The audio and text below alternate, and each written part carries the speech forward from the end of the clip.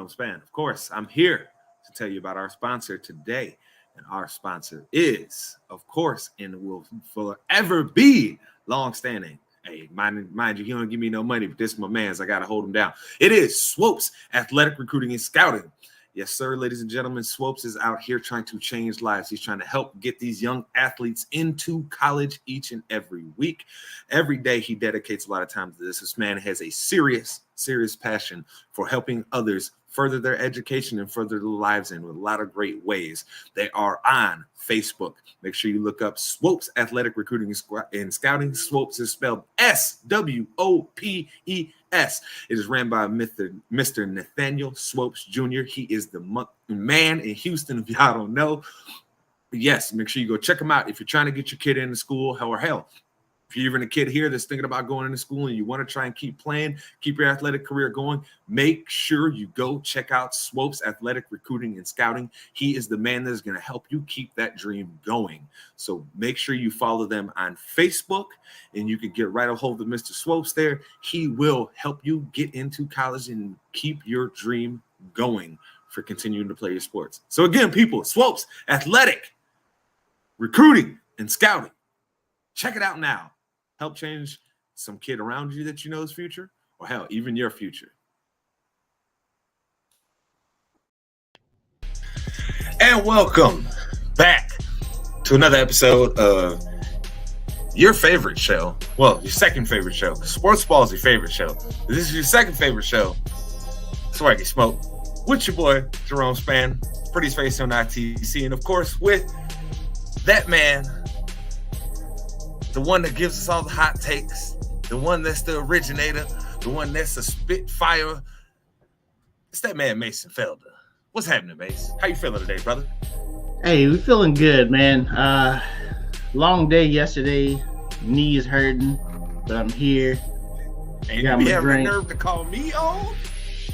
You got the nerve to call me on. Listen, man. Brother, who's the one that's old? I understand my body's limitations, but you're still older than me.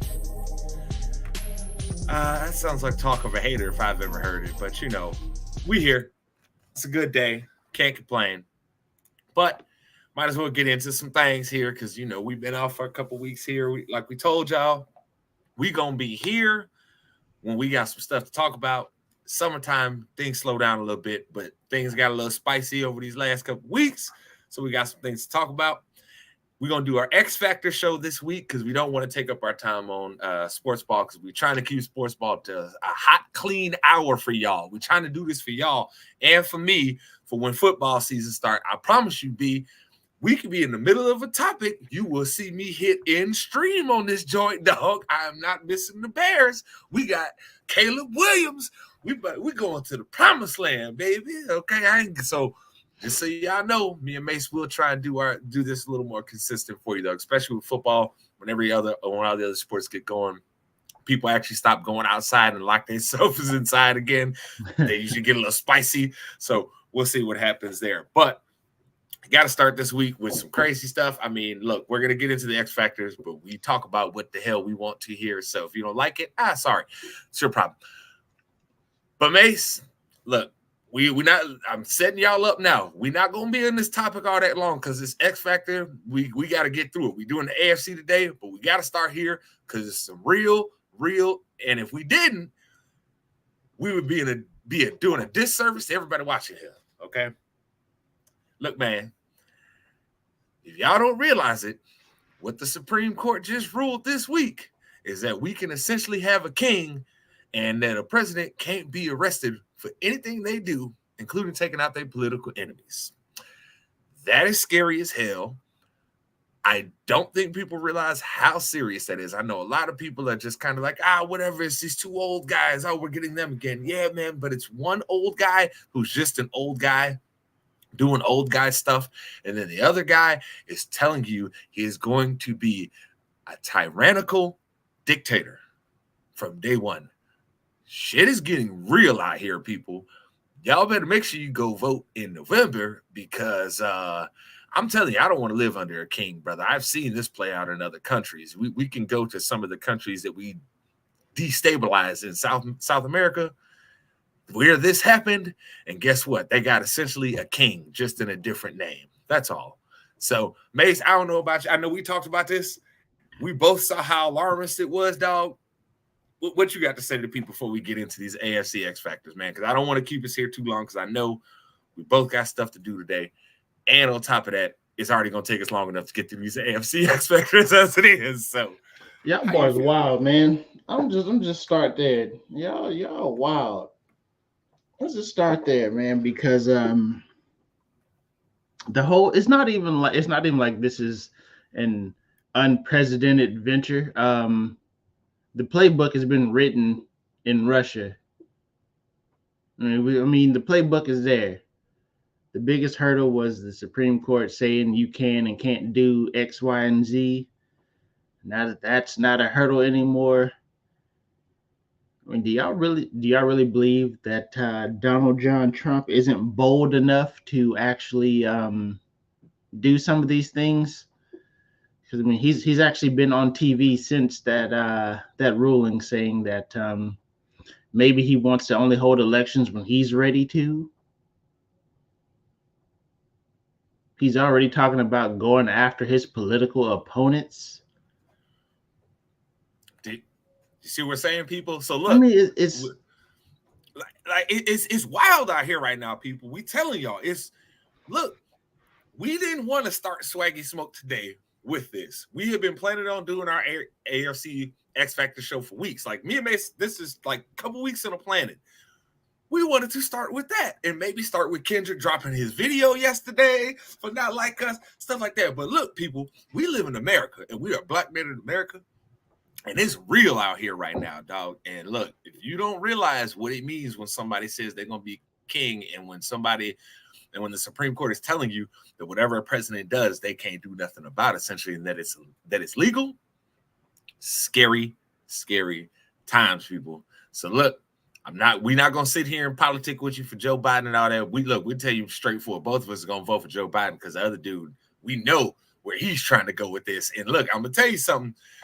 When this nigga's out here saying things like, "Oh, those black jobs," my question for him, sir, is, what jobs are you talking about? Yeah, that's a. Because I bet his black. I didn't know we were relegated to certain careers, brother. Like, hey, but I didn't know we was relegated to certain careers, fam. I thought we had a choice. You feel me? I thought we had a choice on our merit. I thought we could do whatever we wanted to do. You feel me? Black jobs. That is my whole point.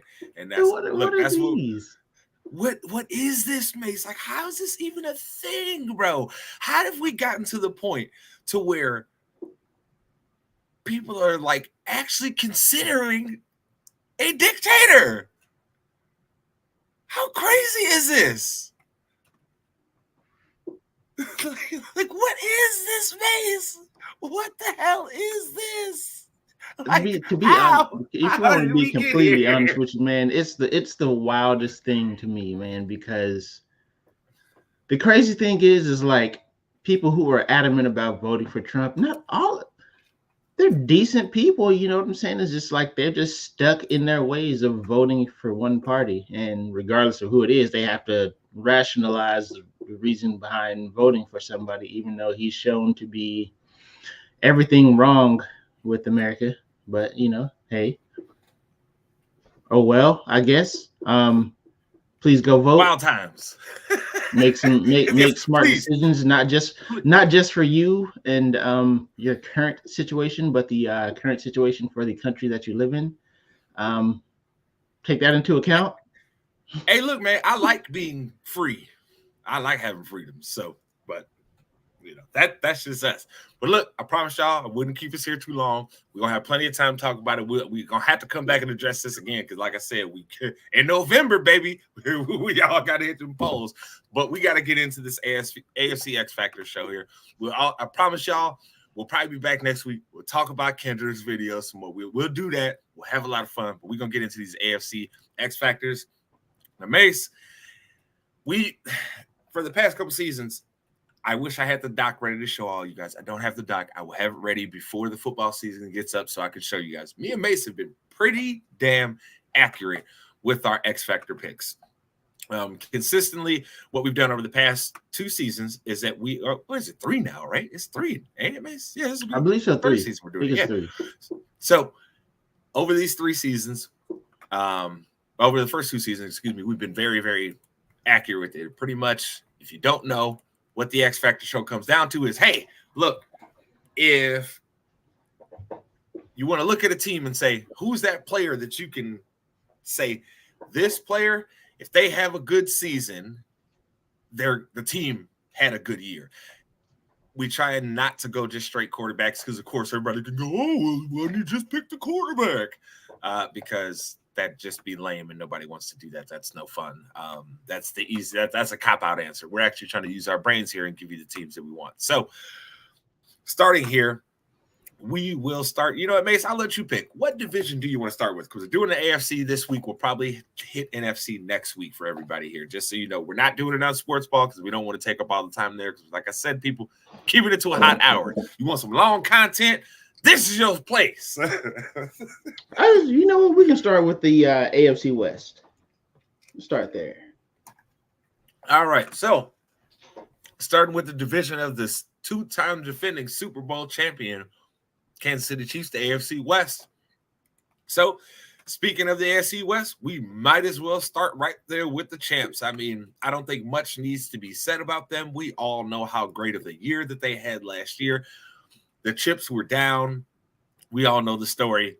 Yet, our man, the GOAT, Patty Mahomes, did his job, balled out. Mace, who do you got as their X Factor for this season? You know, I gotta go with Hollywood Brown here. If he wants to, I guess, maintain his career and be worth his draft stock, it's got to be this year. If anybody can figure out how to get him open, it's Andy Reid. The playbook is pretty much set for him. Of these speedsters that are on Kansas City's roster, he's the most accomplished, probably the best receiver of between him, Nicole, and Xavier Worthy. So I mean, he's got to do it because we don't know what's going to happen with Rashee Rice. You don't know if they're eventually going to drop a suspension on him or anything like that. It's going to be it. I mean, it's got to be him straight up. Whether, I mean, it's not like he just has to run go routes the whole time. Andy's going to have something specific for him to make sure he's open with the time to catch and run. So I think if he has a good season, Kansas City will be right back where they supposed to be, I guess. Nice. For me, it's McDuffie. The reason I say that is because they lost Snead. They had to trade him away, right? They couldn't pay that man. This is product of you being as good as you are, right? That we understand this. So they had to get rid of Snead. McDuffie played excellent for them last year. Like, he was one of the best corners in football. Now more is going to be asked of him and those other young guys. The reason I target out McDuffie specifically, though, is because teams are going to be targeting him now like he's their best corner. So he's going to have to be able to do a lot of those things that Snead did. Like, hey, whoever the best receiver is on the other team, you got to go mirror him, dog. That's your man for the game. That's who you dealing with. I know a lot of people don't realize this, that Snead did a lot of that for them. McDuffie played a lot in the slot for them, and this is why I'm saying now he's going to have to do more, right? He's going to have to be the slot guy and the outside guy, right? It just depends on wherever that best wide receiver is lining up. I think if we get a high level of production out of McDuffie again this year, you're looking at that defense continuing to ball out. That means that those other young corners are elevating their game too. And again, this is another one of those things where I 100% agree with you. If we're seeing the great production out of this guy, that means we're going to watch the Chiefs be right back in the Super Bowl next year. It's going to be literally right there. So looking forward to seeing how this young man continues to develop, because, God, Mace, he was so much fun to watch. Like, honestly, the way it was with him, it was kind of like watching Tyrann Mathieu at LSU, dog, because he'd be blitzing, and you'd be like, wow, this dude, not only is he a great cover man, but like, wait, if you give him a chance to blitz, he can make something happen for you too. Goodness gracious. Hey, I'm not mad at that pick at all. Like I said, I was thinking corner, somebody that can somebody that's gonna have to fill Snead's role, because honestly, I really don't see Kansas City moving Trent from his role. I think they're going to probably rely on the front to put pressure so those outside corners aren't put in compromising spots. You might see Kansas City play a little bit more zone, maybe some match zones a little bit more, just to keep those guys out of true one-on-one situations until they can figure out who their two outside corners are going to be. So yeah, I mean, hey, look, I'm very much so looking forward to this. Like this team, I think everybody that watches our product know I love Patrick Mahomes, baby. I'm hoping that we got a Patrick Mahomes now here in Chicago. Love that guy.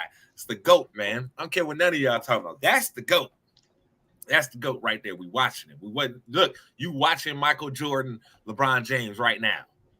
He in front of your eyes, people. Don't get tricked. You know what I'm saying? Don't get tricked. But got to get moving forward here because we could talk about Patrick Mahomes all day long. You know what I'm saying? Like that's something that we can do all day. Yeah, y'all already know how I feel on the GOAT. But moving forward here, let's talk about the Raiders here. They're probably the team that had the most relevant change. I don't want to say that like Harbaugh coming in is irrelevant, like, because it was very relevant, but this team had a lot of change from where we were looking at them last year. So, Mase, who do you got as the X factor for the Raiders here? I got Zamir White. He's got to be. Not saying he has to give you Josh Jacobs production, right? But he came in his spots and was really good. But now he's going to have to run out there as running back one and be productive for 20 plus carries a game. So hopefully his conditioning is up. Hopefully he's been in that weight room, because he's going to get fed the ball. I think they are going to lean on him a lot, simply because they kind of have to. Raiders weren't fortunate enough to get their quarterback. So there's going to be a lot of run play action, 2 tight end sets out there. So you taking a young boy. Mm-hmm. I'm not mad at it. I can completely understand that. For me, though, this is going to seem kind of a cop-out because he's one of their best players. But for me, it's Davante Adams, man. It's very, very simple for me. If you do not get a good season out of Davante Adams, you are in a bad spot regardless. Even if it's not Davante's fault, right? We're talking about his skills didn't fall off and all that, right? That's one thing. But if you're getting that type of season, that means that your quarterback play sucked. Your run game probably sucked, because that means you probably had no play action ability off the run, right? It means your defense probably sucked because you didn't have a lot of possessions in. That's not good. You are not in a position of success then. So I think Davante, to me, is the glaring one where it's like, hey, look, man, this guy better have a great season for you or you're going to be in trouble. Because, look, Mase, they legitimately right now, outside of Davante and, oh, my God, how did I just forget his name? The tight end. You literally just picked him. How did I forget his name? This is what happens when you get. Are you talking about See, there we go. See, this is why you got notes. Look at your notes. Just look at The notes. I I can't didn't think of pick a his tight name. end, bro. I chose Zamir White. I chose that running back. Oh yes, you're right. I'm sorry. But like, I mean, yeah, I mean, what Mayer and it's the kid out of Georgia that they just drafted. Like those See, boys are gonna have the ball. this is when we know we're getting old, brother. This the problem. Yeah, those boys are gonna have the ball. I don't. But see, I don't know if the only pushback I'm gonna give you on Zaire is just that. Do you think he's that good? Do you actually think he's good? We're gonna have to Because find. I got questions. I got real questions. In spurts, right?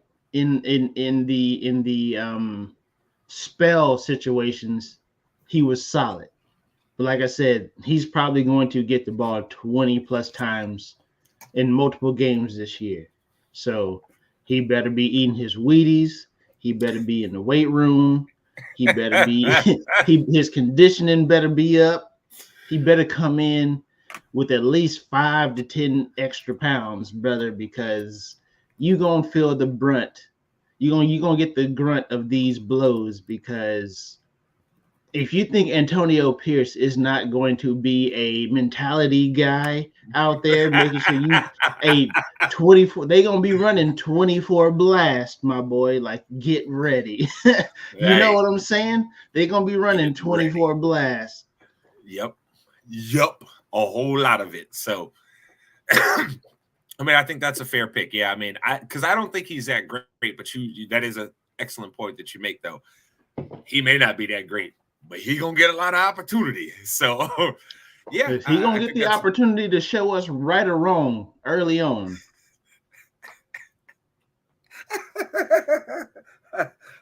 I love it. All right, here. So moving forward, let's get to them Chargers. The Chargers had a lot of change. Obviously, we saw Jim Harbaugh come in. That roster has got a lot of change that it has made over the course of the season, right? They're down their really top 4 receiving options from last year, right? Because Keenan Allen, Mike Williams, both gone. Keenan Allen in Chicago, Mike Williams on the Jets, correct? I believe so. Then you have Gerald Everett. He's in Chicago.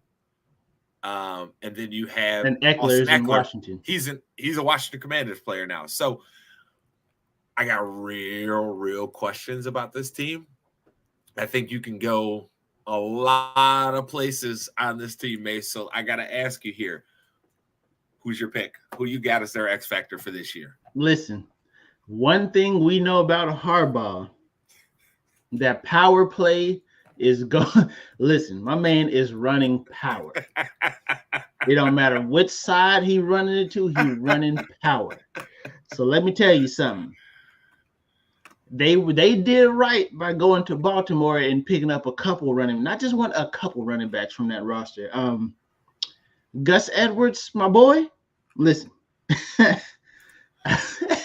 I hope you on that treadmill.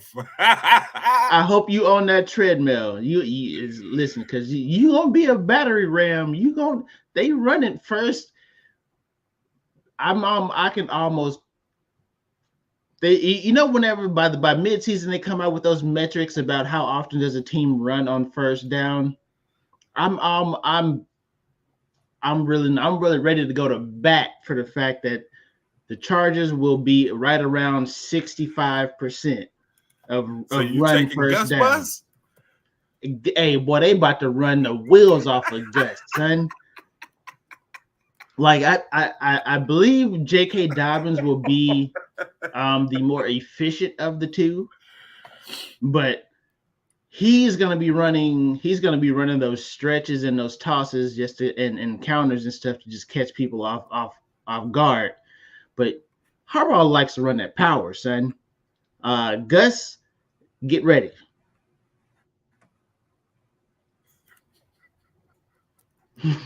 I'm telling you, Gus, get ready, brother. I can't even argue with you. That's the funniest part. Like, it's such a great point. But see, so I won't lie to you. I was gonna go running back here, But I was like, that's too easy. Like, that's just, I know who Harbaugh is, but it's too easy. I didn't want to go the easy route here, right? So I was like, let me really think about this.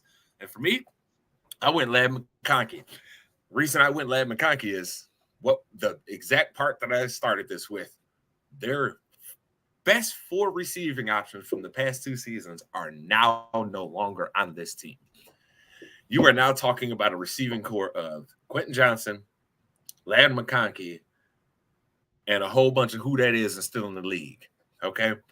So I think McConkey, because they spent that pick so high, Mase, he has to hit for them. He has to have an instant connection with Herbert, even if it's more of a Tom Brady and Wes Welker thing where you're not getting the big plays all the time. You're not taking the top off the defense all the time, right?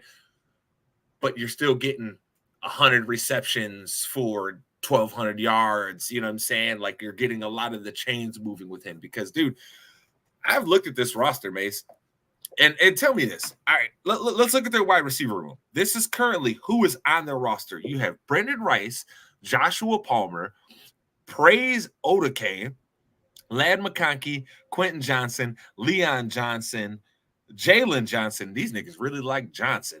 They got a Johnston and 2 Johnson and 3 Johnsons, actually, because then you got Cornelius Johnson, Jalen Gill, Simi Falco, Darius Davis. Fioco?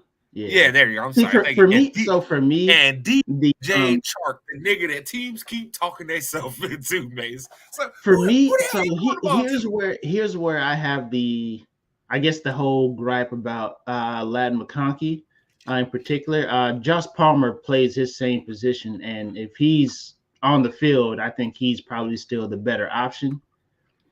So I don't think Josh Palmer's that good. That's the thing. I don't think he's that good. I think he's an average NFL wide receiver. And don't get me wrong, you need guys like that, right? You need those. But I mean, you could probably throw a number 2 corner on Josh Palmer and clamp him up. But possibly, I mean, you could say that about their entire receiving core at this point. But that's why I went McConkey, because they need somebody that needs to be able to get open. But I really expect Quentin to have a bounce back season, or to prove why he was drafted so high. Because I'll say young receivers don't do well in Kellen Moore's system. CeeDee Lamb was the outlier.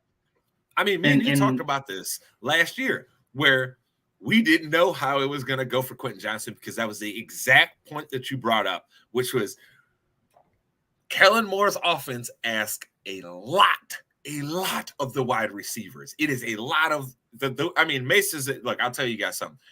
Mase has broken this down to me a lot over the years, and he's pointed it out to me as we've been watching Cowboy games, we've been talking to each other.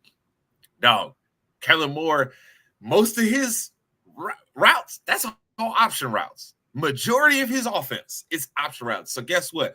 The quarterback and the wide receiver got to be right majority of the time. And when you're a rookie wide receiver where you're not running that kind of system in college, like pretty much in college, Johnston wasn't running option routes. It was, hey, nigga, go run this drag, go run this fly, go run this crosser.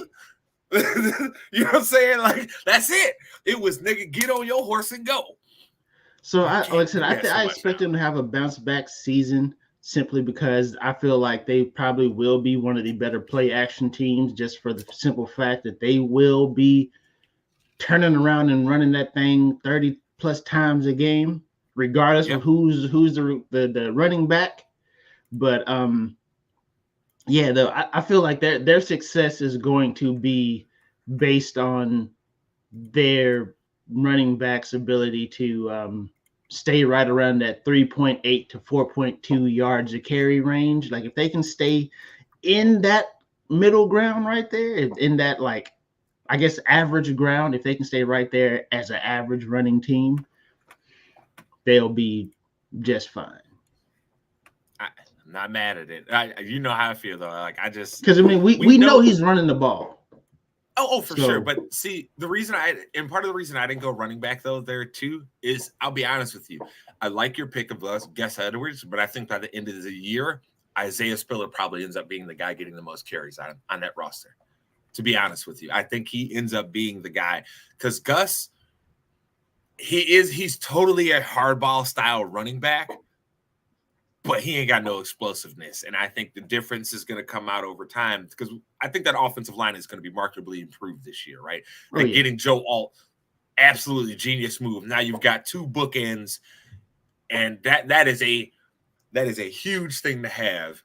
Because I could tell you as a Bears fan last year, we had a top 5 running offense because we had 2 like good to really good tackles, and the guys on the inside was all kind of I don't know, but having those tackles allows you to do quite a lot. So I think that's going to be a big service for them. So this should be an interesting year for them for sure, man. Like, oh my God, because we know Harbaugh, he ain't there for a long time. He there for a good time, baby, because he gonna burn you out quick. So we gonna see. We're gonna see. I think this does help Justin Herbert though, because he finally has a competent head coach. I think as much hype as Brandon Staley got, when you look back on it, it was all just hype. It was hype. It really, really was. How you're a defensive coach and your defense always seems to suck. I don't get it. But we got to keep it moving here. So now, how do I set this up without being too disrespectful to this team? Because Baby James is our guy, and I don't want to be super disrespectful to his team. But look, man, the Broncos, they had a rough go of it last year, man. Like last year, that was. And I understand that they had some success, and some people will say, well, how can you say it was so rough? How can you say that? Listen, brother, when you traded all that away for Russell Wilson, okay, you have paid this man, and the situation has gotten so bad that you are benching this man when you have a chance to win at the end of the season because you don't want his injury guarantee to be kicking in if he gets hurt. Nigga, it's all bad. It's all bad there. So, Mase, I gotta ask you, man. Who did you pick as our X Factor? I'll be perfectly honest with you. This was one of the harder teams for me. As I was going through the teams, I was like, oh my God, who am I gonna pick here? So, Mase, I'm very interested to see.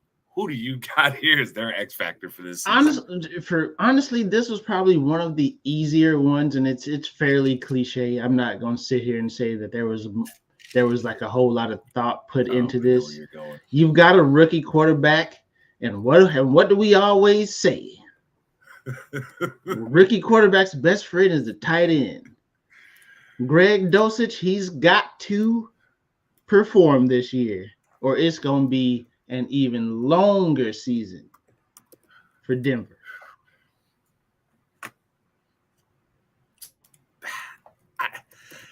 I agree.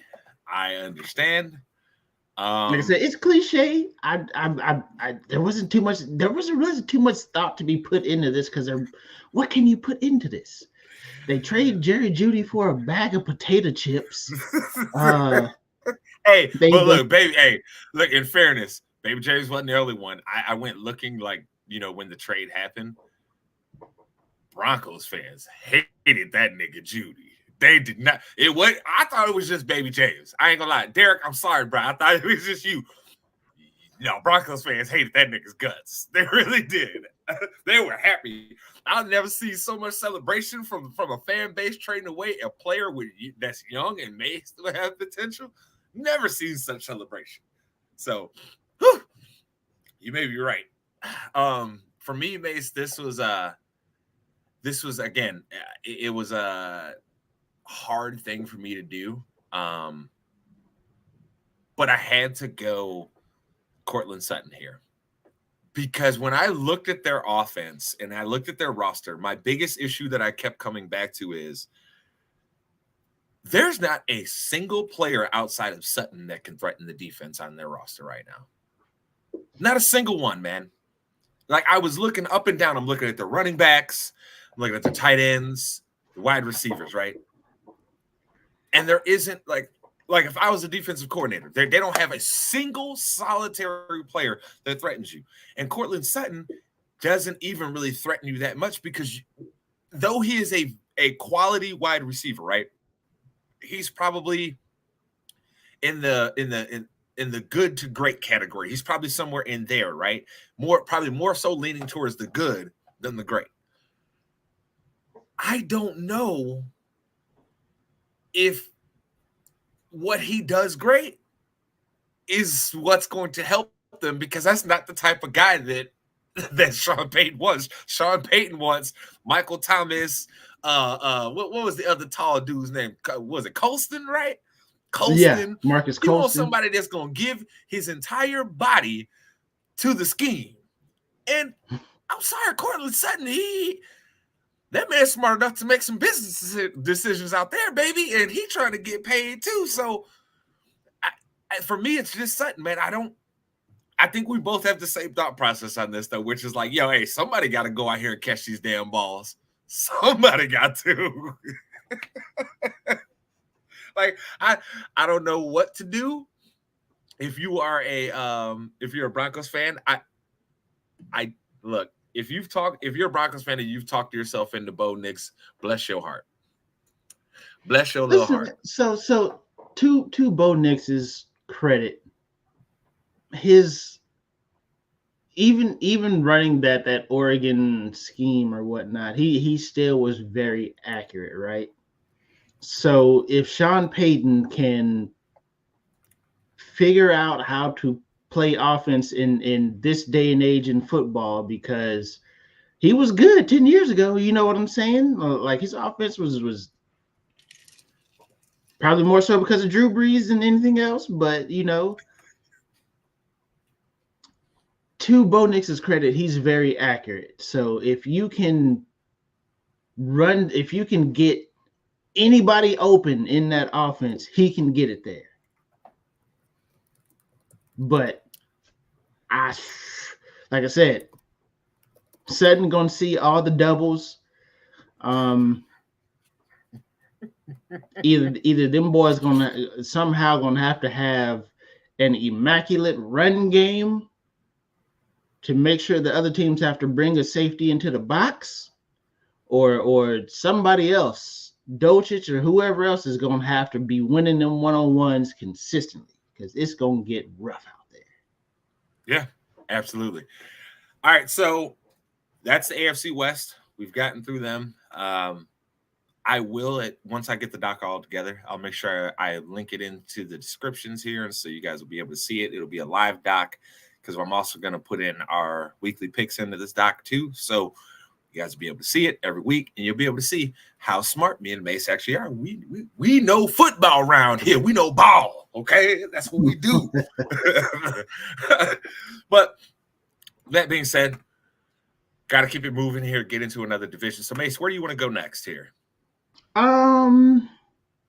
Let's go AFC South. AFC South. All right, so last year in the AFC South, we saw the Jacksonville Jaguars managed to get their act together while the rest of the division was kind of falling on their face.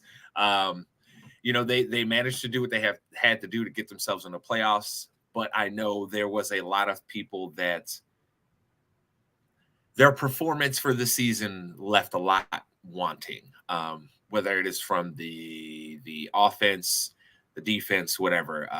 We did see some great performances on the team last year. We saw Josh Allen ball out, get his 17 and a half sacks last year, if I remember correct. I know it was either 17 or 18 and a half. I know it was one of the two. I just can't remember if he got the half or not.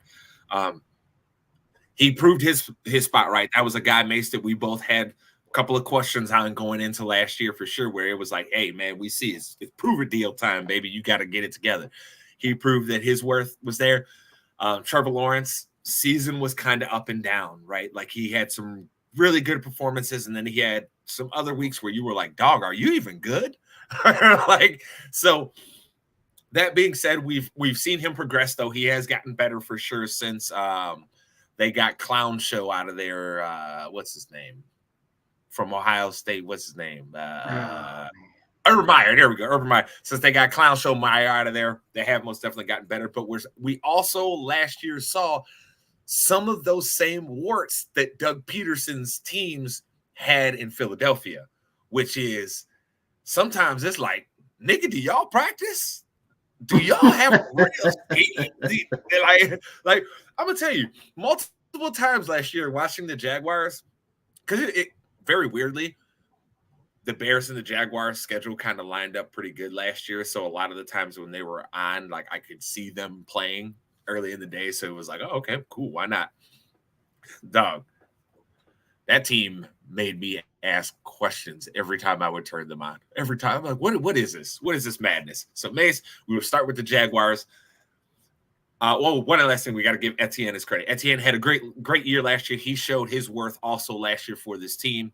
So did Evan Ingram. We most definitely have to talk about that. He stepped up big time for them last year. So that's why I say the performance was very up and down for them. It's very weird. They got great performance in some areas, very poor performance from others, like their offensive line.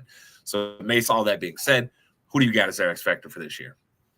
I didn't pick too many quarterbacks as far as X factors go, but this is a time where I think you have to, because I forget where I read the article from, but this gentleman said it best. Trevor Lawrence is still riding the coattails of his Clemson days. Sure, he has his moments where he looks like he's figured it out in the NFL, but then other times he just looks lost out there still. This team is ready to explode. Like, this team is ready to go. Like I said, you figured out, Josh Allen has figured it out on the defense. He saw them boys draft his replacement and was like, nah, hold up, player. I'm still him. Like I said, Ingram, you go out and draft a receiver.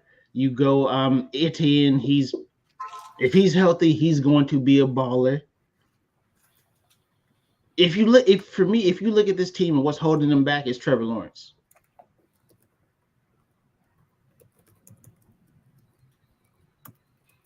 I mean, he has to be just consistent. Just be consistent across the board. Like, every week, you should know what you're going to get out of your quarterback. And with Trevor Lawrence, you don't. Because at some point, they're going to have to make some sacrifices on that roster based on his contract. So he's got to be consistent. You have to know what you're going to get from him. Not mad at that pick at all. I'll tell you this. My pick was also on the offense, but it was not Trevor Lawrence. Even though I agree with every point that you made, he has to step his game up. He's got to be more consistent now, right? Because there is some truth in saying that he is still living a little bit off of his resume from Clemson and his reputation from there, and not so much what his reputation is in the NFL, right? So there's absolute truth in there. But for me, this is very, very easy. It is Gabe Davis, brother. And you want to know why I say Gabe Davis? Because you invested resources to get this man. And I personally, I'm one of these people that never understood what all the hype was about in Buffalo. I never understood, because it wasn't like he was out here routing guys up.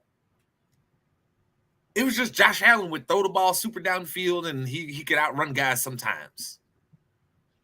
What did Gabe Davis do that has convinced so many people that he is that dude? I don't get it, Mase. I truthfully don't get it. So for me, Gabe Davis is the one, because look, you let Ridley get away when he finally seemed to be developing a connection with Trevor as the season was going on, right? So you let him get away. So now at this point, you went and turned around and you invested your resources then into Gabe Davis. I'm not impressed by him. I think he is at best a number 3 wide receiver, in my personal opinion.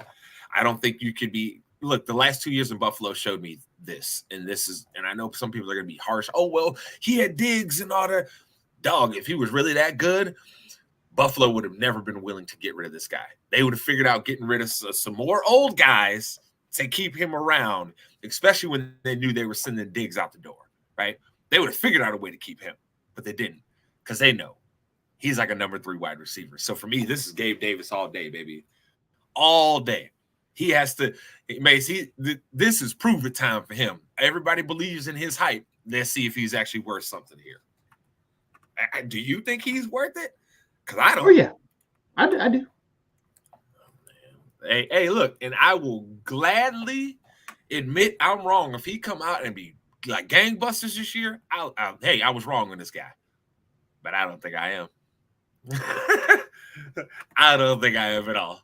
So might as well keep it moving here and talk about the team. I'm sorry, this is the team that was probably the best team in their division last year. They had the biggest surprise story. We saw CJ Stroud come out, ball out. We saw a lot of development from their young wide receiving core.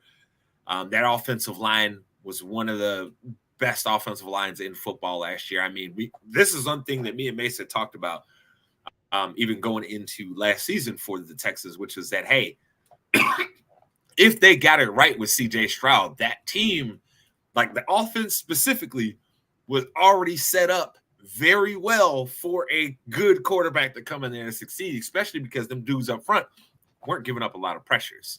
That was, that was never their problem. It was just I think people don't give Laramie Tunsil credit for being as good as he actually is.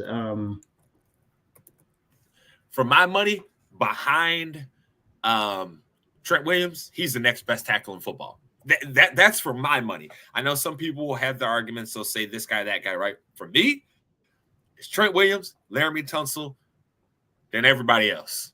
Because them two dudes, I feel like I can say I'm going to leave you on an island all game long, and I ain't got nothing to worry about.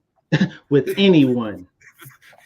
So listen, bro, that's TJ, that's Miles, that's Micah, anyone. Anybody. So, Mase, that being said, who do you got as the Houston Texans X-Factor for this year? This one was pretty easy. When I was looking through that roster, I was like, Danielle Hunter.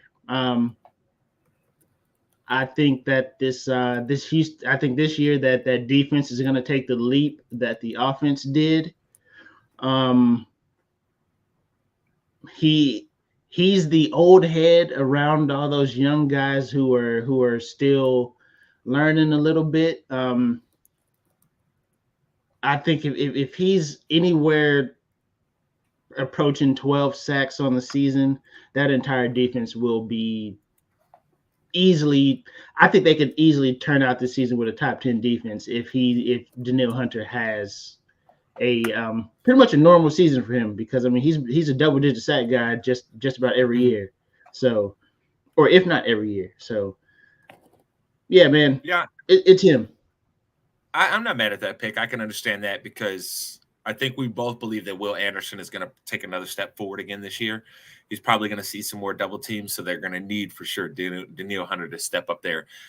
But me personally, I did not actually go the defensive side of the ball. Surprisingly, I know you're probably like, "What? You didn't go defense on this one?" For me, man, I'm gonna say Dameon Pierce because he's the only guy that's actually like worth the doggone and that I've seen on their roster. And that has proven that he can at least play at an NFL level, right? But they need a running back to do something this year. You cannot continue to expect CJ Stroud to perform at the high level that he did. Even if he does, you do not want your winning to be based on your quarterback having to play so damn perfect week after week after week, right? You have to get it. I think their approach this year needs to be a lot like what Kansas City's has been over the past 2 seasons, which is we're going to take as much pressure off of you, Pat, as we can by making sure you've got a great running game and that you've got some guys that you feel confident that you can throw the ball to, even if they're not the best. Because, like, look, for all the knocking that we did on guys like MVS, hey, Pat never hesitated to throw the ball to these dudes. Pat was still letting it fly. So I think what they need to do most definitely is take the pressure off of CJ Stroud this year, because teams are going to be scheming to take him away, right? They're going to be scheming to say, let's see if you can do this, Rook. Weird enough, people, if you don't know, CJ Stroud destroyed zone coverage last year. So if you were a zone team, he ate you alive. But if you were a man, if you had some man corners, had a little bit of struggles. Teams are probably going to play a lot more man against him this year and say, hey, young fella, you got to fit this in these tight windows. What's happening? Which is probably why it was the smartest thing they could have did and when it got Stephon Diggs, because he's still probably he's top 3, one of the best 50-50 ball catchers in the league still. That along, hopefully if Tank Dell comes back, that injury he had at the end of the season was unfortunate for them. Nico Williams, he's ascended to a solid. I think he'll be, as a number 2 receiver, I think Nico Williams will probably have a much better season overall instead of being the number 1. So yeah, man. Offensively, I think they did what they needed to do, because they understood that Stroud, his receivers weren't getting open in man coverage. So what do? Go get a Stephon Diggs and say everybody else gets the lower guy on the pecking order as far as cornerbacks go on who's guarding them. Yeah, so, I mean, for all the development we saw in these wide receivers last year, most definitely they struggled against man coverage. You know, like it really was. You didn't even have to have the stickiest corners in the league to really deal with them. You just had to have some guys that were decent at man, and they seemed to struggle getting open. But okay, that's fair enough. So now we will go to. Oh, and I'm sorry. Honorable mention here. I'm sorry, I forgot. I forgot he's on the roster. It wasn't Dameon Pierce. It's Joe Mixon. I'm sorry. I completely forgot that because I was struggling. I didn't want to go to my notes, and I was like, "It's Dameon Pierce, ain't it?" No, I forgot it's Joe Mixon. I'm sorry because I put him in the doc before I put it on here for us. I was like, yeah, that's right, Joe Mixon. I mean, Mixon could very well have a revival season this year. Mixon has to prove that he's got to be a 3-down back for them. He has to be, because they need somebody that they can consistently count on running the ball and being a good pass catching option out of the backfield. You don't want to have to do this running back by committee, because look, your other running back is Dameon Pierce, and we both know, look, Dameon Pierce, he's gonna run straight forward for you. He gonna get you some yards, but catching the ball, running them routes out the backfield, that ain't really his thing. So, you know, we're going to have to see some high-level production out of Mr. Mixon here. So, moving forward here, though, Mase, we've got the Indianapolis Colts, another team that was very, very, very exciting last year in this division. I think they're going to be markedly improved, obviously, with Anthony Richardson hopefully being back for the entire season, right? Because we saw with the fall-off in Philadelphia and how their offense managed to still play pretty good last year. We saw that Shane Steichen clearly knows what he's doing, right? So, all that being said, who do you got as their X-Factor player for this year, Mase? You know what, man? I've got Quentin Nelson. A healthy season from him, and also just getting the mentality of that offensive line back to being one of being road graders for all intents and purposes. It starts with Quentin Nelson, man. You still have one of the most exciting running backs in the league, and Jonathan Taylor back there, brother. Like that team is going to go as that offensive line goes. This is basically Anthony Richardson's rookie season. Sure, he's had time to watch film and kind of learn what he needs to do as a NFL quarterback, but he's got no game time basically because of injuries. He's got few games. So I mean, they've got to get back to that mentality of we're one of the best offensive lines in football again, because Indianapolis, they didn't give for a while there, they didn't care about the offensive line, and then all of a sudden, after they lose their quarterback, they decide, you know what, we want a good offensive line. So I mean, the guys are still there to be good. I think it's more of a mentality thing. They've got to stay healthy, and it starts with Quentin Nelson. So if he's healthy, if he's on the line every game. But yeah, I agree with you. I think that's a great pick. I think that's very, very fair. But for me, I also stayed on the offensive side of the ball, but I went with Josh Downs. The reason I went Josh Downs, very simple to me. Pittman, we know what he's going to bring to you. He is Mr. Underneath, right? We know that. We know. Their tight ends, they seem to have pretty good production out of the tight end group. Neither guy is necessarily like great, but they get good production out of them. They get at least a baseline that you can succeed with. We know, like you said, Jonathan Taylor, still one of the best running backs in the league, plain out and simple. You can't even argue that, even off of a down year like he had last year, right? He's still one of the best. We know that. For me, they need to get somebody in that receiving room that is going to consistently be able to get open, beat man coverage like we were talking about here. And for me, looking at their roster, I know some Colts fans may say Alec Pierce, but for me, I look at Downs as the guy that has the physical ability to be more of a game breaker for them, a guy that can actually make some big plays. I feel like Alec Pierce can be another in the vein of Michael Pittman, be working a lot underneath for you. But I feel like Downs is the guy that's got to be the big playmaker. And the only way they're going to succeed this year is that they're going to need to get some big plays for sure out of that offense. And hopefully Richardson stays healthy so they can grow together. But I think you need to see Josh Downs have a great year, man. I really do. It's because last year they were totally wide receiver by committee, crazy style. It was insane looking at it. It was insane looking at the level of production they had when you looked at the actual players that were on the roster. You were like, wait, what? How, Sway? How? But Mase, we got into the Colts. Now let's get into the team that we both believe made a terrible decision with their head coaching situation in the offseason. They fired one of the guys that we both were like, yo, this man is out here working miracles, baby. It's not his fault that the GM was like, let's get rid of A.J. Brown and keep getting bad players. It wasn't his fault. They fired Mike Vrabel, right? They made their changes. They brought in their new coach.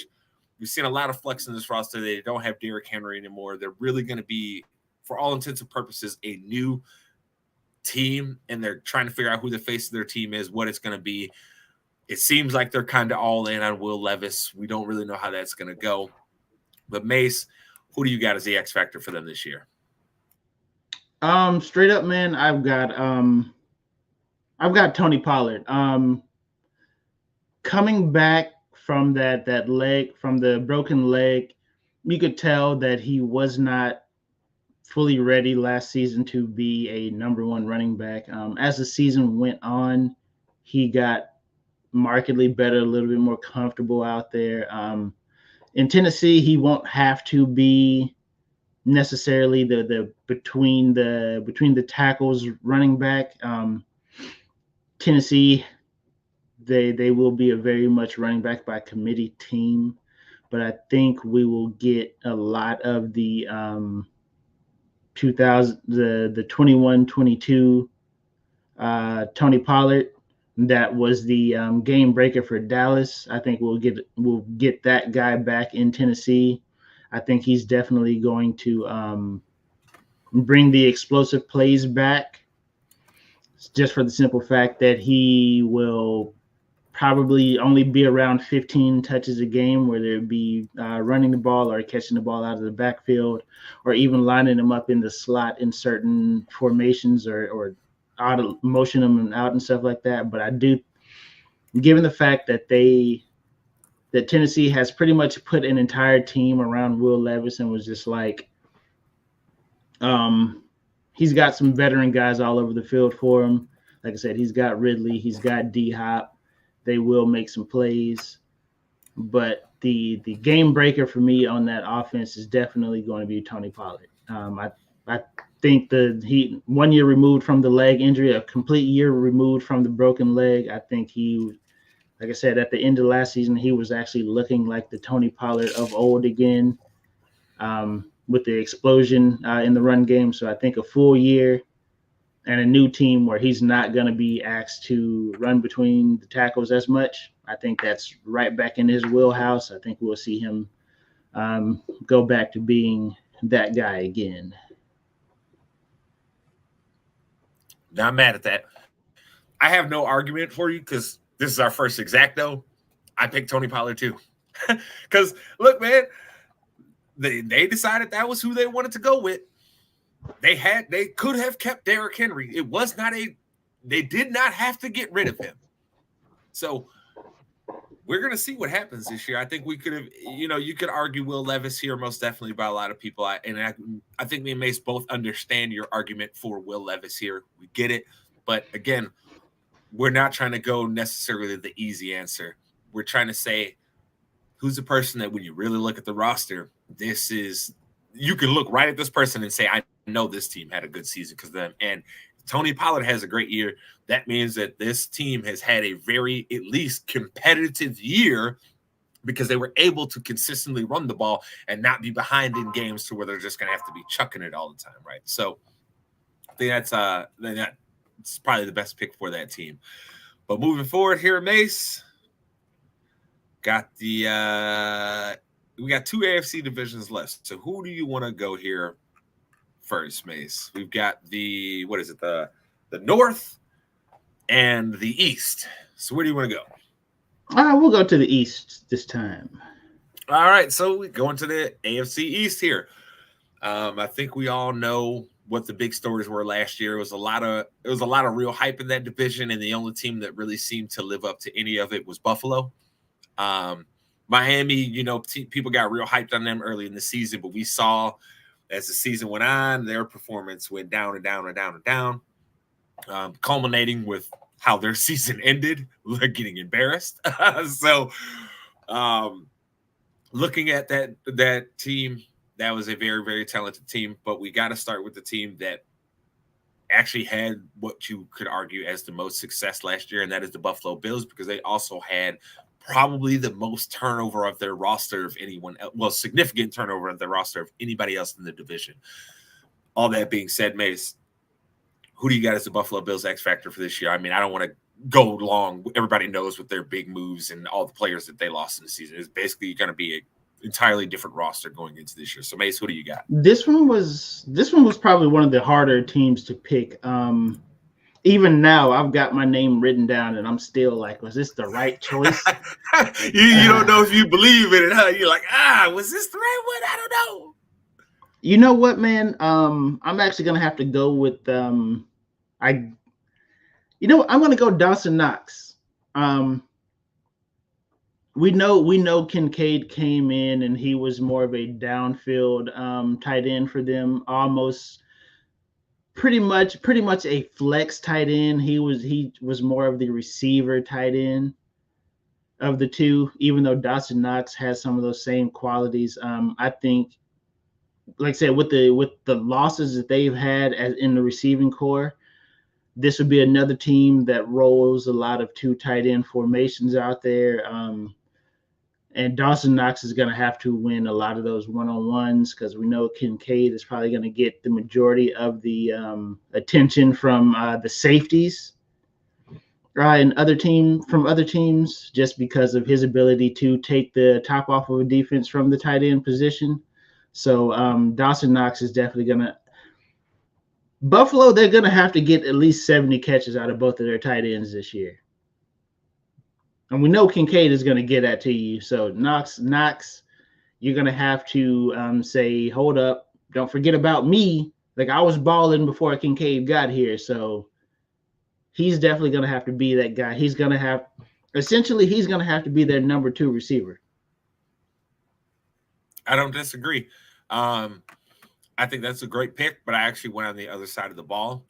I think if we're looking offense, you probably made the right pick. But for me, I looked at the other side of the ball because I think that's where the worries are. And for me, I went Von Miller. And the reason I went Von Miller is Number one, his contract is a big part of the reason you had to let guys go in the offseason. Okay. You paying him you paying him like he's still prime Von Miller bending the edge in Denver. Okay. You paid him like he that. But he's not. And I understand that he was coming off injury last year, right? So his production probably wasn't going to be what it was going to be. But maybe that's just now who Von Miller is. Because he's old now. People like, let's be real. Von Miller, he looked young in the face. But that's fooling y'all. Von Miller, he a little long in the tooth now. Hey, look. Von Miller has been sacking quarterbacks for a minute. Okay? Think about this, people. He closer to my age than Mace's. So, I mean, I'm just saying, brother. Look, I feel good. I think I still look good. I can get around pretty good, do my thing. But nigga, go out there and play an NFL game? Now, brother. And in all seriousness, though, with all the changes that we saw on their roster, especially defensively, we saw that defense has not been great the past 2 seasons. He's getting paid a lot of money. We have to see a high level of production out of Von Miller this year. You have to. It has to feel more like prime Von than what we've seen of him in a Bills uniform so far. You know, it has to, because otherwise you've completely wasted. I hate to say it this way, you wasted your window, because now you're in rebuild. Like, the only reason it doesn't seem like the Bills are in rebuild is because they have Josh Allen. But if you take Josh Allen away from that equation, what do you have? A roster that needs to rebuild. So for me, it's just Von there. I don't disagree with your Dawson Knox pick, though. I think it's a great pick because, again, somebody's going to have to pick up some of the slack for Stephon Diggs being gone. Even off of a down year for Diggs, his value for that offense was still very much there. I think he's another guy that's like Harbaugh, Mace. Niggas here for a good time, not a long time. I feel like he just – look, man, I didn't want to believe it after Minnesota because they said he was kind of – he kind of wear on you. But 2 stops in a row, brother. I mean, it's you. It's you, brother. It is. So there's that. There's that. But yeah, we gotta keep it moving here, and we might as well go to. Let's see. We might as well get to this poop show before like anything else. So look, the Patriots. Let's just get them out of the way right now, because the other teams in the division, we actually have something to talk about with there, really. But the Patriots, everybody knows what happened with them. We're not going to rehash it all. Okay, clearly a changing of the guard. They're putting their chips in on the Drake May train, right? We'll see what happens there. They don't have a very talented roster, especially offensively. Their defense was actually much better than what people realized last year. Their defense was actually still balling last year. If their offense was worth anything, they probably could have came in second in the division if their defense was worth anything. I mean, if their offense was worth anything, excuse me. But all that being said, Mace, we see Mayo was taken over as coach. They've made their pick on their quarterback. Who do you got as their X-Factor player for this year? Oh, my goodness. This is why I said let's get this poop show out the way, man. Let's get it out the way. There was really only 2 guys that came to mind for me, and obviously they were on the offense. I went Tyquan Thornton just because he has the most upside as a receiver for them. But I don't feel good about it. I don't feel good about it. I don't feel good about it. I mean, you could easily say Kendrick Bourne because he's the best receiver on that roster, but you know what you're going to get from him. You're probably going to get a solid 70 catches, maybe about 7-8 touchdowns. you know what I'm saying? You're going to get a solid performance from him, but they need something more than solid. They need somebody to really make some shake. And he, like I said, he's got the most upside of any of the receivers on that roster. So I had to go Tyquan Thornton. Not mad at that. I can completely understand why you would go Tyquan there. I, like you, I stayed on the offensive side of the ball, except I went with different position group. I went Ramondre Stevenson here. The reason I went Ramondre is if Jared Merrill has half a sense of what he knows what to do, they're gonna be turning around and handing that ball off a lot this year. I'm talking about Ramondre about to be getting like 30 carries a game. It's gonna seem like some 1993 NFL football on their team. Okay, all right, so I think that's the guy that they really need, though. Like they have to have success out of Ramondre because look, man, Drake May has potential, and I will never ever try and downplay that, right? Because that would be being dishonest and disingenuous at best, right? He has potential, but he also has got issues that are going to be needed to be dealt with. And I think the best way that you can do that is don't ask too much of him this year. He was playing at North Carolina. So even if he's the greatest thing since sliced bread, right? You don't know that coming off of that film at North Carolina because they were playing in the ACC, bro. Like you don't know what that is. You don't know how that's going to look, right? So you need to make it easy on this guy. Do the plan that basically Steichen had for Anthony Richardson last year, which was, hey, dog, we about to be doing a lot of RPOs, about to be doing a lot of turnaround, hand that ball off, and play actions. We're not going to sit here and ask you to drop back 20 times a game, fully read out the defense and all this. Like, that's stupid. Do what he does best. Drake May can throw some pretty balls if you give him a schemed up option. Let him do that. Have the success with him. So I think Stevenson is most definitely someone, especially Mase. They gave him the contract, right? So clearly they believe something in him. So we got to see a high level of success on him because I think because teams are going to be clearly scheming up to stop him because they don't have a damn wide receiver that scares anybody. I know, and that's part of the reason I know you picked Tyquan, right? Is because it's like, yo, they need a wide receiver that can scare somebody. And we don't know who it is. And you went with the guy that probably has the most potential on their roster to really bang there. But Ramondre, they're going to be scheming up for you, player. So if you have a successful year, that means the other things have fallen into place. That means Drake May has had, success and he's developing over the year. That means probably, like you said, Tyquan has had a good year. So I think for me, Ramondre is most definitely that guy. So we won't get stuck on the Patriots. Of course, here we do wish Drive Mayo luck. You know what I'm saying? We know what you're up against, brother. It's still Boston. But moving forward here. All right, let's get into these clowns, and then we'll talk about the Dolphins because the Dolphins probably are the most intriguing team to pick from here. So coming up next year, we got the New York Jets. Again, we're not going to spend too much time rehashing what happened with them last year. Aaron Rodgers went down, whole season went to crap. Everybody, we all know what happened, okay? Mase, who do you got as our X-Factor player for this year? And just for that reason, it's just so simple, man. Just pick Aaron Rodgers and move on because they're a playoff team with Aaron Rodgers on the roster. So plain and simple, there's not really much else to say about it. If Aaron Rodgers is on that team, they make the playoffs.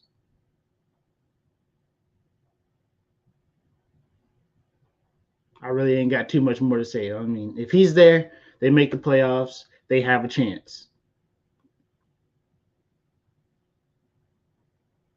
Because we know what that defense is going to give. You're muted. I ain't arguing with you. This is another exact though.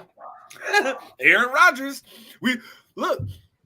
Aaron told y'all, and he told everybody. He said, just bring me in, baby. I got you. I'll take you to the promised land. Well, we got to see now. Because now you're coming off that Achilles. We're going to see what you are. We're going to see.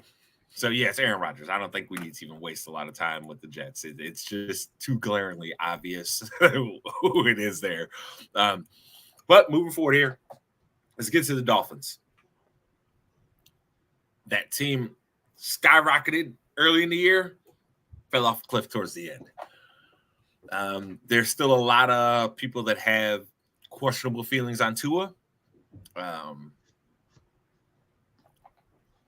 I don't know what more to say about them besides because everybody saw it. We everybody was so hyped on this team early in the year, especially after they put up what was that 63 or whatever it was. Like it was a damn Madden game.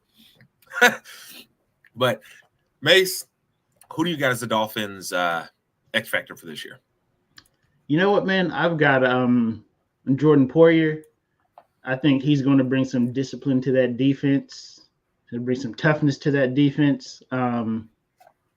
They have the talent, like I said. You've got a Jalen Ramsey out there. You know what he's going to bring. If Jalen Phillips comes back healthy, you know what you're going to get from him. They've got some talented guys that can defensively play with the lead. But in those games where in those tight games where they're going to have to be sound on defense, I think bringing in a voice like Jordan Poyer, who he's going to do his job and he's going to keep other people accountable. I think he's definitely going to be the voice of reason on that defense. Even though he's coming in his first year, he's got all the experience that the rest of that secondary doesn't have to just kind of keep people in line. So I think if he's doing his thing out there and he's a leader on that defense, I think they'll be just fine. I think that's a very, very solid pick. But I think our heads were on the same page here because we both went clearly the side of the ball that let them down a lot last year, which was the defense. Mm-hmm. I just went a different position group. I went Bradley Chubb. I say Bradley Chubb because, man, look, you gave up resources that you could have used to make your team better, especially in this last offseason, right? You could have brought in young talent. Said you traded away, said we're all in now. We're going to go get Bradley Chubb. To my eyes, he's been disappointing since they've traded for him. He's been more so what we believed him to be in Denver in totality than what we saw out of him like the contract year. You know what I'm saying? He's been more of the other 4 or 5 years that he has been of that 1 year where it was like, ooh, did Bradley finally figure it out? And then he's another guy, again, that came there, injuries, came again. I mean, for the year last year, he didn't even have a great year. He had 11 sacks, but for what you traded for him, you need more than that, player. In a 17-game season, you got to be one of the guys that's trying to lead the league in sacks for what they gave up for you. So I think for me, especially for as much as that team was playing with the huge leads and you knew teams were going to have to pass, they were going to have to all 3 downs drop back in some form of fashion. You definitely you've got to be up around that 13, 14, 15 sack. And now you don't have Wilkins anymore to draw some of the attention on the side. Though, I mean, you can go look at the numbers, you can look at the film, whatever you want to do. My honorable mention, I was actually going to go with the interior defense. I was going to go with Zach Saylor, just because you have to replace not only Wilkins' production, but like his mentality on that defense. Yep. Like he was the tone setter for that defense. For he was the guy that everybody rallied around. So like I said, I was leaning kind of towards interior D line, but I think Poyer is going to come and bring those same intangibles to a defense that he knows is going to be playing with a lead a lot, and they need to be some killers out there to just put teams away. Yeah, and I think losing Wilkins, the reason why I went with Bradley Chubb is because, hey, dog, everybody looking at you now up front. It's not even a question. They're looking at you. You the man now. You got paid like you was the man by Miami. They traded for you. They traded value away like you was the man. Time to prove it this year. This needs to be a year. I'm going to say this much, Mase. If the Dolphins really want to get where they want to, we need to be talking about Bradley Chubb in discussion for Defensive Player of the Year type of year. That's what I'm talking. Because otherwise, they're just going to be exactly what they were last year again. It'll be all that hype early, fall off the cliff late. It's going to be the same thing. And I know some people will say, oh, that was because of the two in the offense. No. Go look at their defense. They wasn't stopping nobody.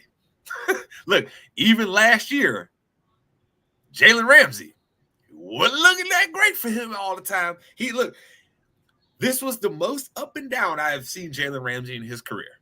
That's the kind of year that it was last year for that team. So we will see here. But I don't know, man. I don't know how great they're going to be.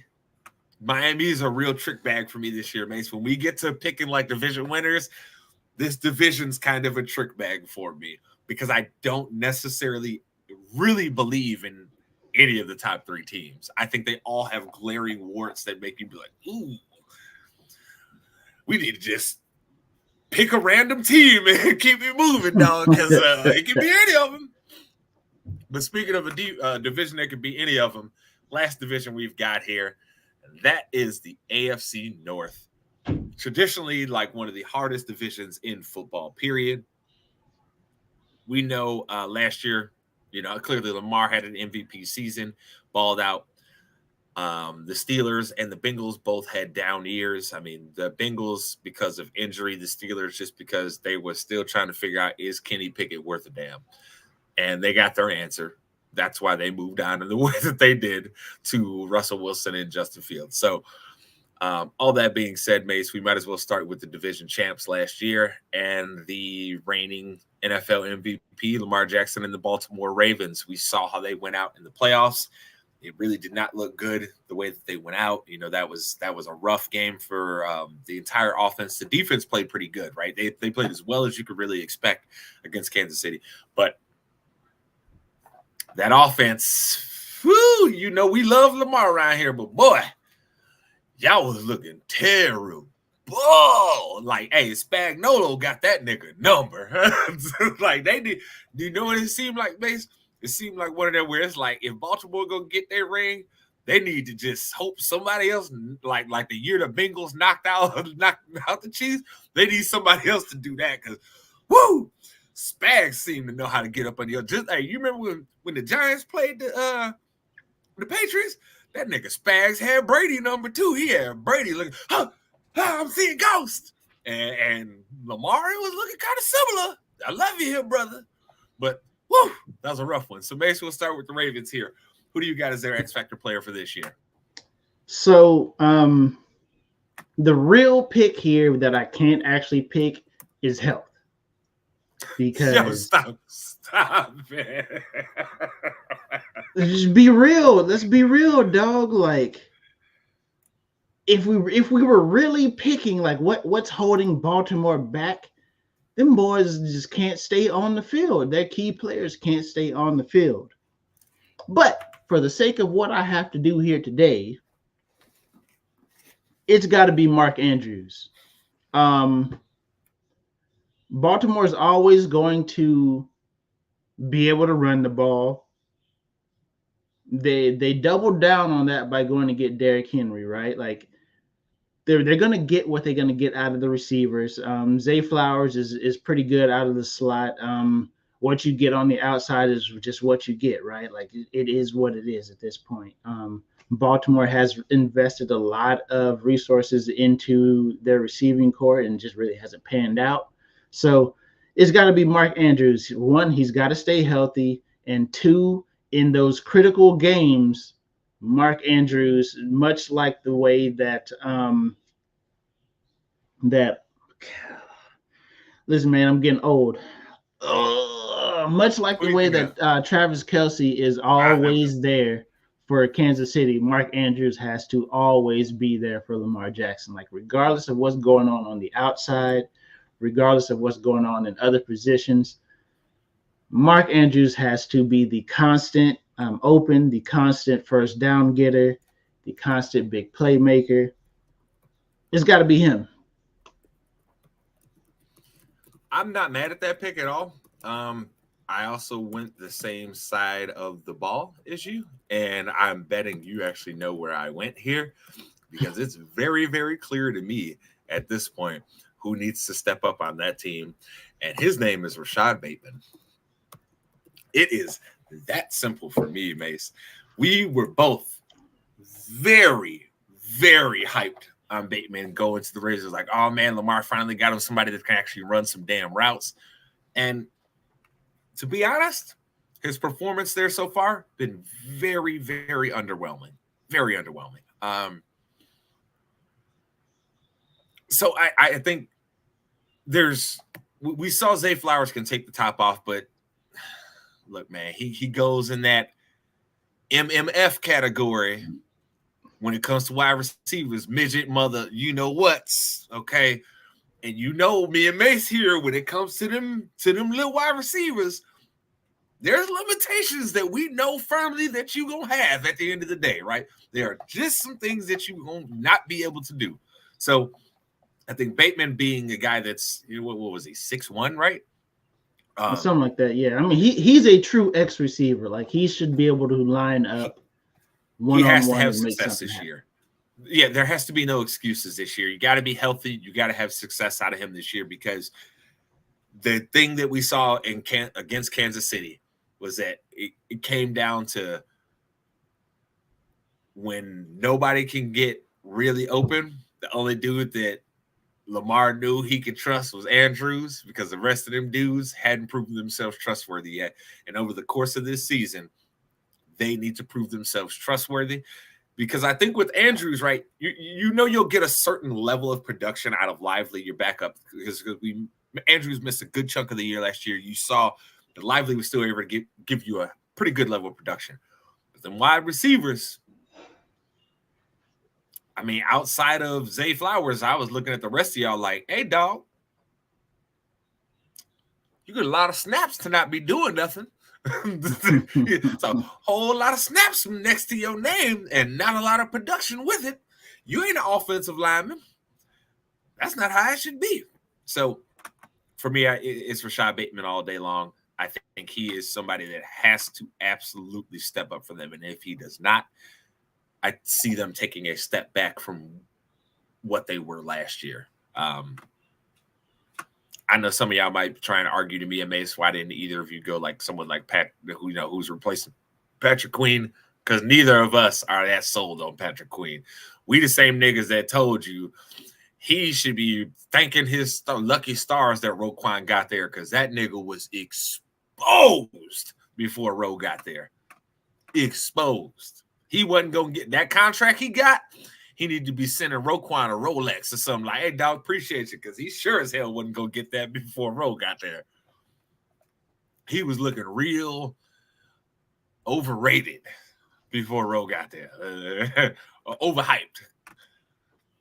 All right, so moving on here, we'll move to the team that had the second most success last year in the division, and that was the Cleveland Browns. I mean, with everything that went on with their quarterback situation, we all know it. They got Uncle Creepy out there. He got hurt.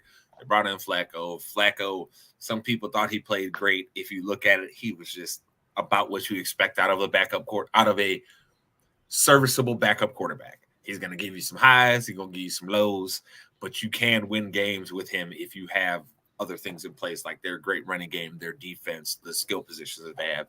So all that being said here, Mase, who is your X-Factor player for Cleveland this year? Is it going to be Nyheim Hines? Listen, man, Chubb easily, when healthy, best running back in the league, right?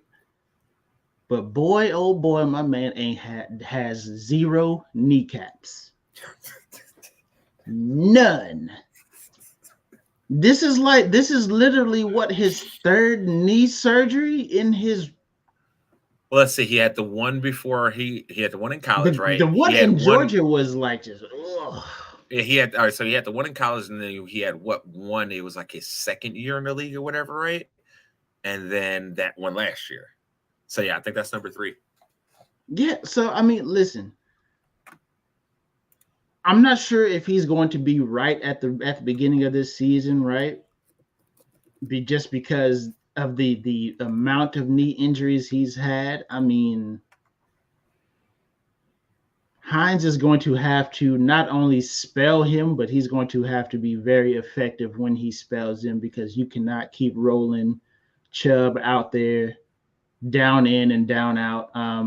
He's gonna have to let him take a series or two off.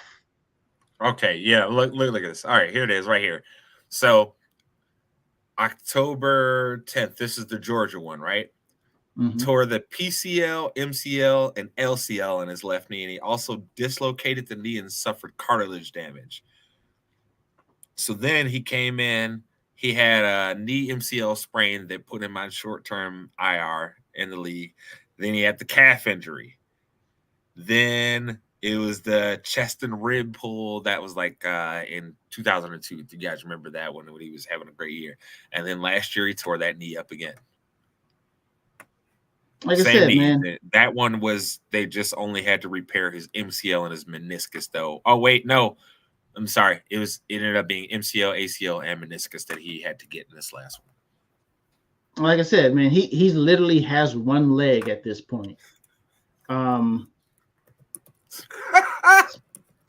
Especially at a position where, like I said, that you're going to take the worst hits as a running back. You know what I'm saying?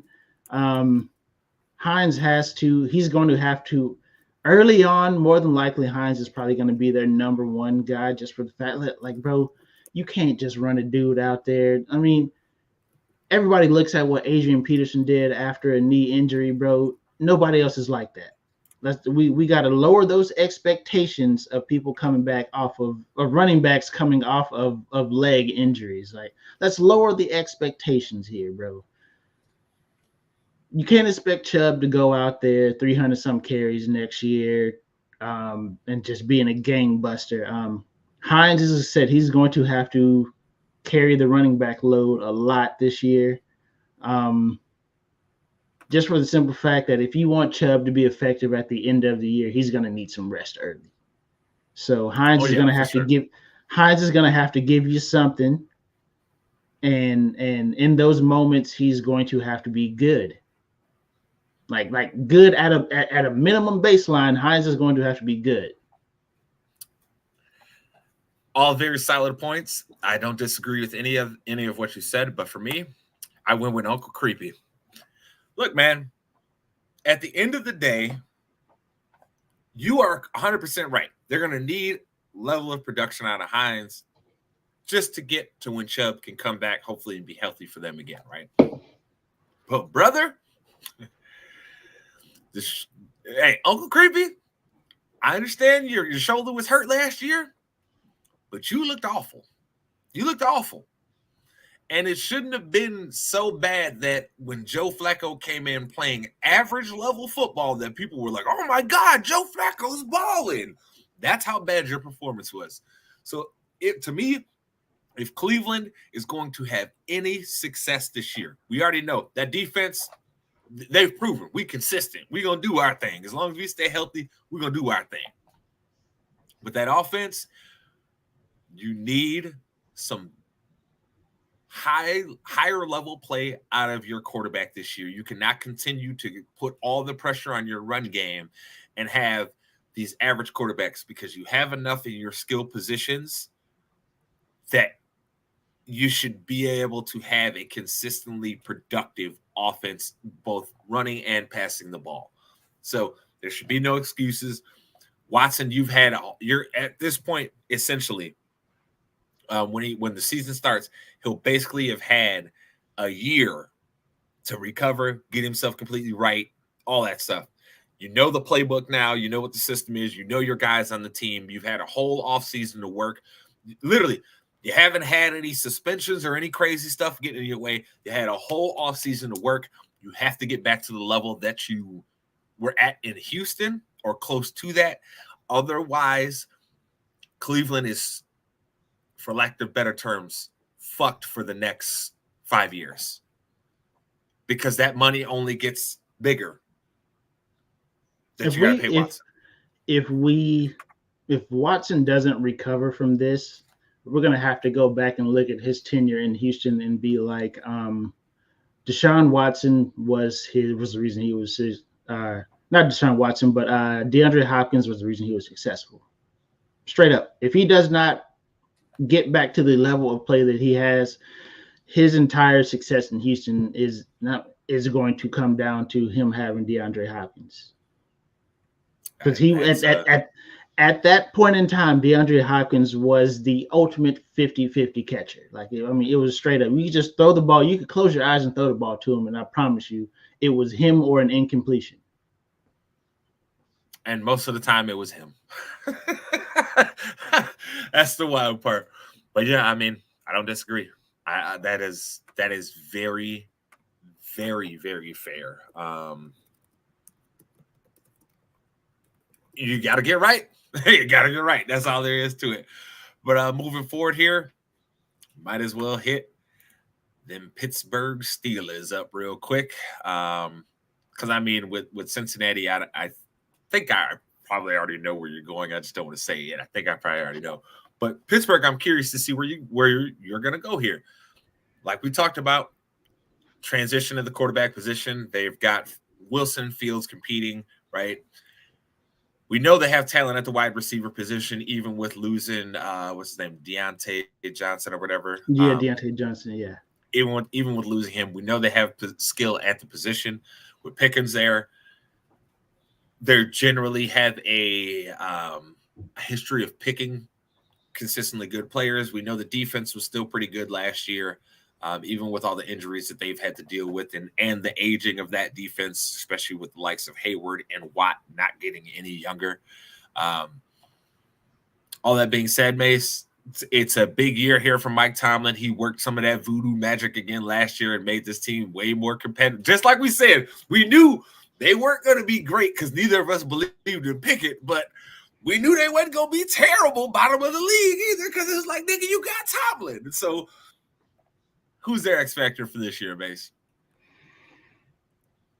You know what, man? Honestly, I think it's got to be Russ. Because either he's going to play good enough to keep Fields off the field, or he is going to be the catalyst for Fields to reach his potential as a quarterback. It's going to be one of those two. Either like I said, either Russ is going to be better than he showed even in those last few games in Denver before he was benched, right? He wasn't the reason why that team sucked. So either Russ is going to prove that he can still be consistently good to borderline great, right? Or he's going to be the reason why Fields figures it out and is a starting quarterback in the league. I think that's a pretty fair assessment. For me, I actually went Fields here, and the reason I went Fields is because part of the issue that the Steelers have had over the past couple of years, it's been real inconsistent play out of the quarterback. I mean, we can even go back to those last 3 years of Big Ben. It wasn't great. I mean, Big Rape was out there just looking real subprime at that time. So, well, he's one of those guys that the offseason program for him was the bar. You know what I'm saying? Big Ben didn't do no exercising. And it was college bars specifically. But I think it's been a issue for them that they need to get solved for sure. I think Fields is a guy that still has talent. I think you guys all know I'm not going to get up on my soapbox about Fields. I think you guys all know I still believe in him. I'm still going to be rooting for him, right? So I think if they want to have signs that they are going the right direction, they need Fields at some point this season, whether it is going into the preseason, whether it is after the first 4 weeks, they need him to figure it out soon enough that it becomes a, hey, he looks so damn good for us in practice. We have to give him a shot, brother, because Russell Wilson, you is 35. You a dad, Russell Wilson. He could be a dad, but he's young still. You a dad, nigga. So, like, we're at that point where I think they need it out of Fields. And their offensive line is not great. But I think if you could combine the threat of running with Fields and Najee Harris in your backfield instead of Russell Wilson and Najee Harris, I think you got something there. Because we did start to see Najee finally start to show some of that promise last year, right? That's one thing that most definitely had to be a great bright spot for all Steelers fans, was like, damn, Najee, you finally figured it out. You finally figured it out. He wasn't running in the mud anymore, man. He unhitched that trailer that was holding him back, man, because my man looked like he was running in 2 feet of mud for the beginning of the season, brother. I don't know what happened, dog, but pick your feet up, boss, and run. Because Najee Najee looked like he looked like he was running like a 5'2" out there, brother. My man was Oh no, not a 5'2". Hey, Tom Brady was running faster than him, brother. Oh no, man. Oh no, not Tom. I say Tom at 45 probably could have beat him in a race at the beginning of the season. Chill. Did you see? Speaking of Tom Brady, did you see that during the offseason, they timed Tom Brady's 40, and that nigga's faster now than he was when he came out of college? Like, yo, Tom, you know you was one of the slowest niggas ever. If you faster now, player. Oh God. Oh, excellent, man. It was excellent when I saw that. I was like, that is hilarious. Basically, dog, I feel like his 40 when he first came out was like watching Run Rich Run. That was basically like watching that. Hey, bro, did you see Snoop run the 200 at the Olympic trials? Bruh. That's what it looked. That's what it felt like. My man was just out there for a good time. That was not his job. He was out there for a good time, bro. Tom was just out there running that 40 because he was. You know what, brother? I gotta put something on the tape. Got to. Oh my God, that was excellent. All right. So moving forward here to the last team in the AFC that we have got here. We have covered everybody else. Got to go with them Bengals now, Mase. It was a very weird season for them because outside of Joe Burrow, they were actually relatively healthy, as you can expect as a, relative health that you want out of a team that's going to have success in the NFL. Everybody has their injuries, right? But they were relatively healthy. They lost Joe Burrow, though. We've already seen before how much Joe Burrow means to that offense. Me and Mase have told y'all for, this is going on now 3 years. Zach Taylor is not a good coach. He does not scheme stuff up in the way that he does. He just has outstanding talent on that offense that threatened defenses in some ways that made it real hard to cover everything. Like, look, you got Higgins on one side, you got Chase on the other. Your defense is getting spread out. Then you still have other guys like Boyd and all this underneath. They have an extreme amount of talent. It's a very weird year. We saw how much that team really needs Joe Burrow, which, Zach Taylor, you better be doing everything in your power to figure out how to keep that man upright this year, or they're going to be calling for your job real soon there, buddy. So all that being said, Mase, who do you got as the Bengals X-Factor for this year? You know what? I think the last couple of years I've picked an offensive lineman to be their X-Factor. You have. And you actually back-to-back years you did. I'm going to stay with that line of thought. I think this year it's going to be the interior of that line. I think Alex Kappa has to his level of play has to go up because they did right. They went out and got Trent Brown and Orlando Brown, right? Like they've gotten solid guys to be their tackles. Like, sure, they might give up the pressure here and there because they're not that perennial stalwart at tackle, but you've gotten guys that what you're going to get from, what you're going to get out of. The interior of that offensive line is where all my questions are. Kappa's going to have to be a guy that can stand up to interior pass rushers in one-on-one settings, because those other two guys on the interior of the offensive line, I don't even know who they are. So he has to say, nah, coach, I can take whatever three technique or whatever the case may be that's lined up in front of me, because them other two boys need help. He's got to figure it out. He's got to be the guy to keep the pressure out of Joe Burrow's face, man, because you just got to keep Joe Burrow in the game. You just got to keep him upright. Keep him in the game. Keep him healthy. Yeah, I was thinking of going offensive lineman, but then I sat and put some time into it, and I picked Noah Cain there. And the reason I picked him is this is a similar situation to, goodness gracious, who did we talk about before that needed their run game to succeed? Oh, the Patriots. Very similar to the Patriots in this way. You need to see something from the young running backs that you have on your team. You're going to need a level of success from them, because you need to start taking some of this pressure off of Joe Burrow. You cannot consistently keep asking this guy season after season to be dropping back 600 times in a year. You know what I'm saying? Like, you can't do that stuff, man. It's just not sustainable for long-term success. For God's sakes, Patrick Mahomes is the best quarterback in the league, and there are some weeks where Andy is like, dog, we try not to have you throw it more than 25 times.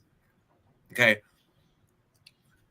You need to have a successful running game to have success, especially Cincinnati, where, like May said, that interior of that offensive line, very, very questionable. I mean, outside of Kappa, the guards on their roster, I'm like, ooh, wee, woo. You better hope you don't play a team with anybody good in the interior, because it's gonna be a long ass day. Or I think they actually are moving Kappa over to a guard instead of being their center this year, just because they. What? I'm pretty sure Kappa is going to a guard position, just because.